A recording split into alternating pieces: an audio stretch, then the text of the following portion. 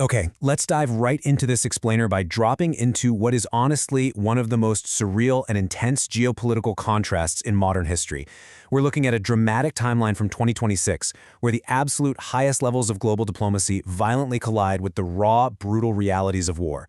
The story we're unpacking today, it's about a peace deal, one that was supposed to end weeks of devastating conflict, but instead it collapsed almost exactly as a nation was busy mourning. To really wrap our heads around how fast things fell apart, we need to look at what was happening on the ground and at sea at the exact same time. It's literally an unbelievable split screen of reality. On one hand, you have millions of people marching through the streets of Tehran, spending a week burying their supreme leader Ali Khamenei. Yet, in the exact same moment his coffin is moving through Iran, the country's navy is actively striking oil tankers and setting the vital Strait of Hormuz ablaze. It's a massive state funeral happening right alongside a burning global waterway. But you know what makes that funeral procession even more fascinating? It's who is missing from it. There is a glaring absence in this absolute sea of mourners. The new Supreme Leader, Mujtaba Khamenei. He hasn't been seen in public since February 28th. Why? Well, he's reportedly completely paralyzed by the fear of assassination. So you have millions marching under a leader who operates entirely from the shadows, basically ruling through written statements alone. I mean, his brothers actually had to stand in his place at the funeral. And to really understand why he's in hiding, we have to rewind and look at the incredibly violent way he actually came to power. The roots of all this paranoia stem from a sheer explosion of violence. Over just a 72-hour period starting February 28th, U.S. and Israeli forces launched over 1,700 strikes. Let that sink in. Those strikes killed Ali Khamenei, wiped out top officials, and deeply wounded Mujtaba himself. Then, just days later, Mujtaba is controversially named the successor. Since he only held a mid-tier clerical rank at the time, his sudden rise sparked outright boycotts among Iranian clerics. Meanwhile, Israel is out there openly threatening to kill any successor who emerges. So right in the middle of this total chaos, international mediators are just scrambling to stop the bleeding.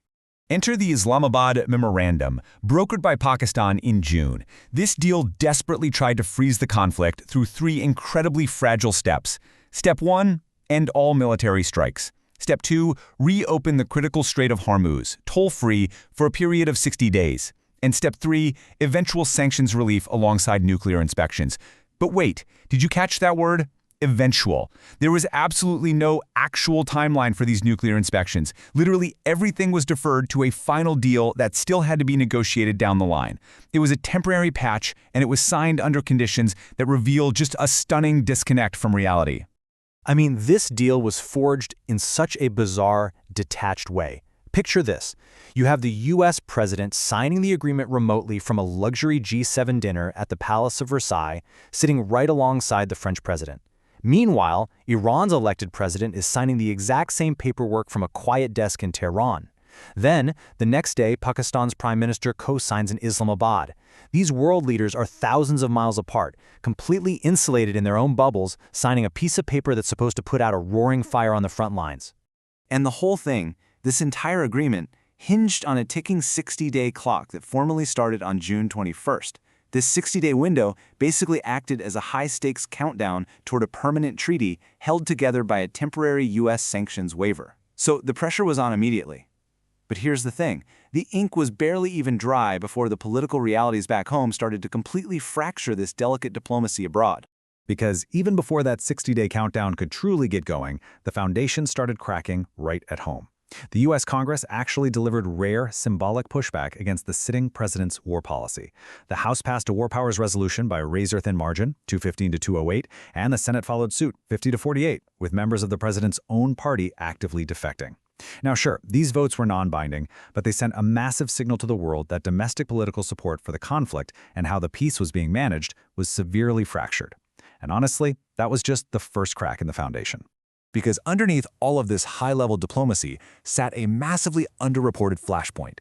$6 billion. That's $6 billion in frozen Iranian oil proceeds tied up in Doha from a previous 2023 prisoner swap. And it instantly became a vicious diplomatic tug-of-war.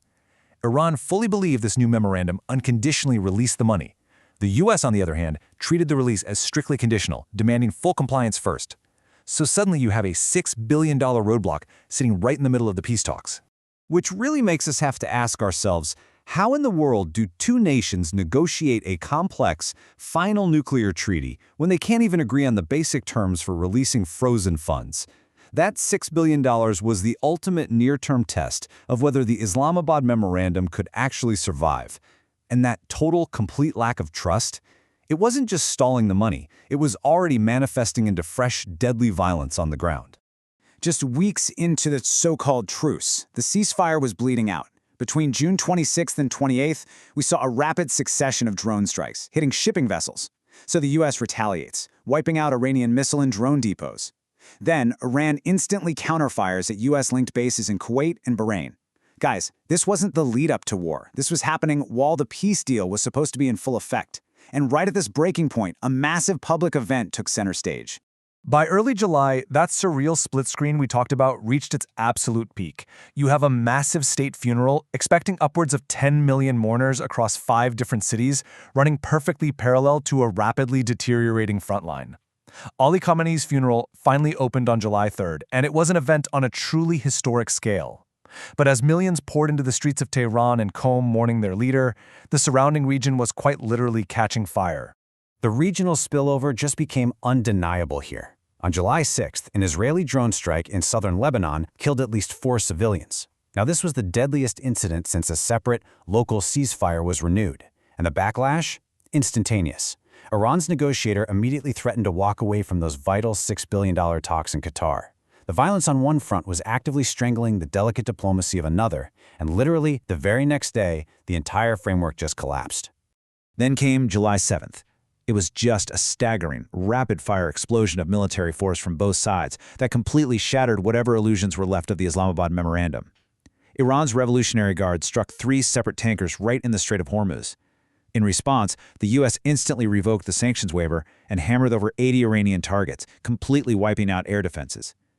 Iran then fired back at 85 U.S.-linked sites across Bahrain and Kuwait. In a matter of hours, the peace deal wasn't just bleeding anymore, it was dead. Which brings us to the climax on July 8th. Standing casually at a NATO lectern in Turkey, the U.S. president unilaterally pronounced the 3-week-old peace deal completely over. Actually, think about that for a second. There was no formal treaty amendment, no quiet diplomatic back channels, just a few final, harsh words, literally calling them scum, delivered directly to reporters. And let me tell you, the global reaction to those words was as fast as it was devastating. The whiplash was immediate. Defiant, diplomatic rhetoric out of Tehran declaring the agreement completely ineffective was met instantly by absolute panic in the global financial markets. Brent crude oil spiked to $79 a barrel, jumping 6% in just hours, while Dow futures plunged over 700 points. The world wasn't just bracing for a regional war anymore. Ordinary people were about to feel this massive shockwave right at the gas pump and straight inside their retirement accounts. But we have to step back and soberly examine the devastating human costs beneath all this geopolitical chess, because the reality is brutal. Cross-source tallies point anywhere from 7,000 to 10,000 people dead. Iran confirmed over 3,000 casualties. Lebanon suffered over 4,000. The U.S. reported more than a dozen killed in action, with roughly 47,000 people wounded across all the fronts combined. This is the grim, unignorable reality. Thousands of lost lives over a failed agreement. And the economic paralysis was just as catastrophic. Get this, war risk insurance for tankers transiting the Strait of Hormuz spiked 1,000%. A single voyage that previously cost $600,000 suddenly demanded $7.5 million just to make the trip. $7.5 million. Insurers essentially abandoned blanket policies entirely. This effectively froze the world's most critical energy artery by just pricing vessels straight out of the water.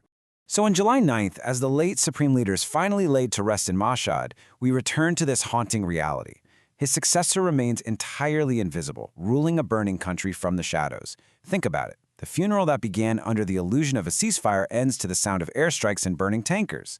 The nuclear file hasn't moved an inch. The $6 billion is still frozen. The leader is still unseen. The peace is completely gone. To wrap up this explainer, I want to leave you with this final thought. Nobody formally declared the ceasefire dead in writing. It simply stopped functioning in reality. How can a region pull itself back from the brink when the treaties meant to save it die before the funerals even finish? And, more importantly, what happens when that 60-day clock, which technically might still be ticking, finally hits zero? That is the terrifying question the world now faces. Thanks so much for joining me today, and keep questioning what you see.